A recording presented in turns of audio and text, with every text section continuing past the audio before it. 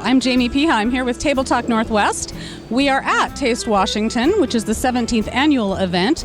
More than 225 wineries are here with us today, shared with gourmet bites from all over the city. But today we're fortunate to have a few minutes to spend with Charlie Hoppus, aka the Wine Boss, and the creator and owner and winemaker for Fidélitas, which is a winery in Red Mountain. Welcome to the show, Charlie. It's great to be here once again, Taste Washington. Once again, have you done all 17 years? I have. I was here at the first one, but I haven't made every year, but probably 14 or 15 of the 17 years I've been here. Okay, that's pretty good. And speaking of that, how long has Fidélitas been around? First vintage was 2000. Okay. So started that after I was at San Michel. We opened a tasting room on Red Mountain in 2007. Right. And that's really a big focus for us now. Right. And you know, I love your tasting room over there. Well, first of all, my favorite thing about Red Mountain is that for years, you know, you really had to know where to go to visit wineries. I mean, there were only a few places there. And now you can go to the top of the hill and you can work your way all the way down. And you're about midway down the hill, is that right? We are. We're right on Sunset Road, you know, about halfway up the hill, you're right. And there's more and more wineries coming all the time, so the mountain's going to change.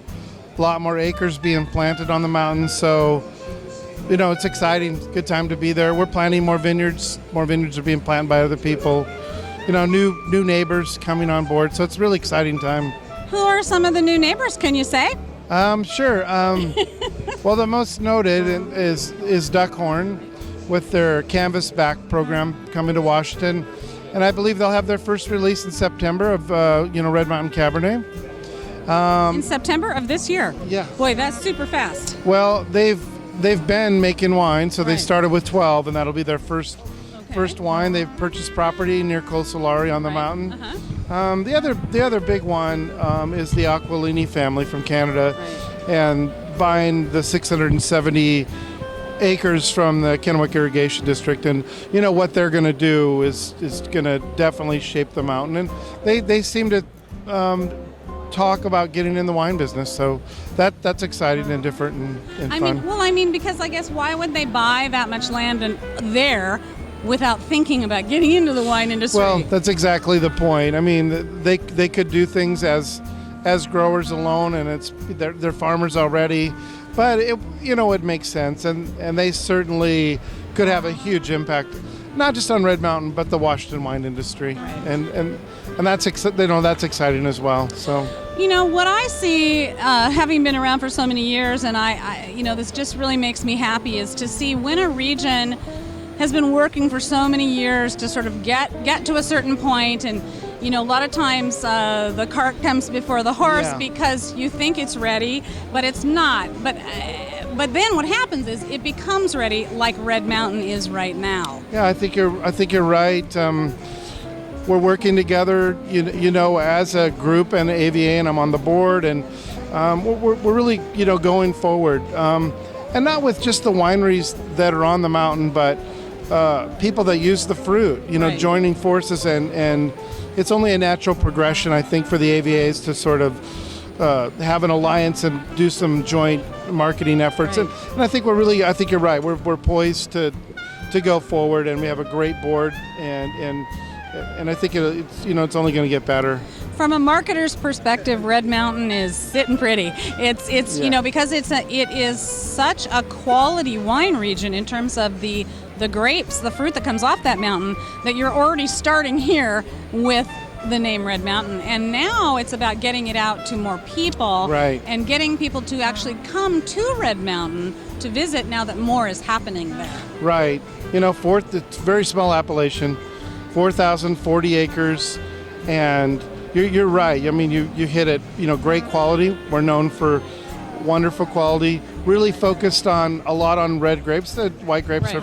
are fine off the mountain, but limited amounts of land, and we're going to go from maybe 1,300 to 1,400 acres planted. We'll go to 2,500 Right, acres so in the next that's almost double, 5 years. Right. Yeah, that's a lot. You go up there. I took some people up recently, and we're driving on Sunset Road, and they said, "Oh, you guys are just getting started here." And I'm thinking, We've been around a long time. we've been around. I mean, the first vines were planted in the mid '70s by the Williams and the Holmes family, but there's sort of that feel with all the irrigation going in and all the vineyards being planted. So it's good. The future is bright.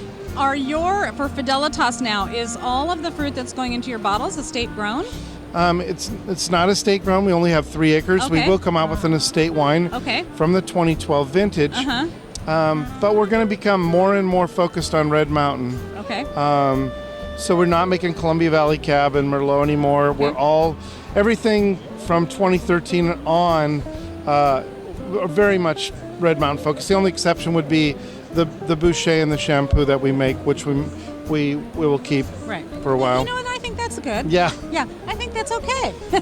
yeah, especially those two great growers. And then of course we work a lot with the Cil de Cheval fruit on the mountain, and that's wonderful, wonderful stuff. And what do you want people to know out there, people maybe who haven't visited Red Mountain or aren't familiar with AVAs in general? What do you want them to know about Red Mountain?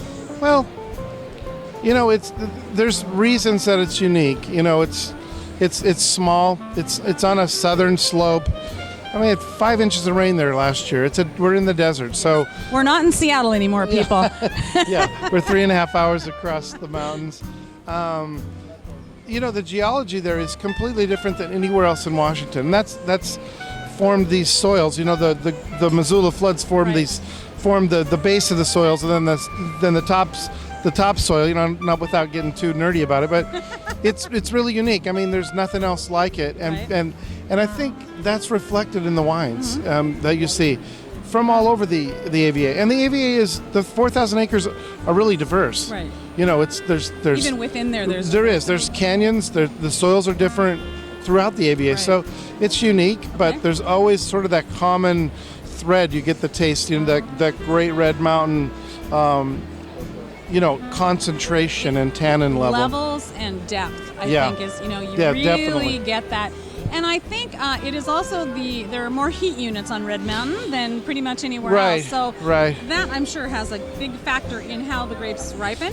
It is. Always, always the warmest appellation, almost year in and year out. So always warmer in the winter, always warmer in the summer. Okay. And we picked Cabernet, Labor Day this year. That's how hot it was. Wow. So, and that makes a difference too. So when we get challenging vintages, we're always going to get right. Isn't that great? Well, listen, folks. Fidélitas, if you're not familiar with Fidélitas and you haven't been to Red Mountain, you can also find them in Woodinville with their second tasting room there, and definitely worth trying. Red Mountain is worth visiting. Get across the mountain pass and over to Red Mountain and experience some true quality from Washington State. Thank you, Charlie. Thanks.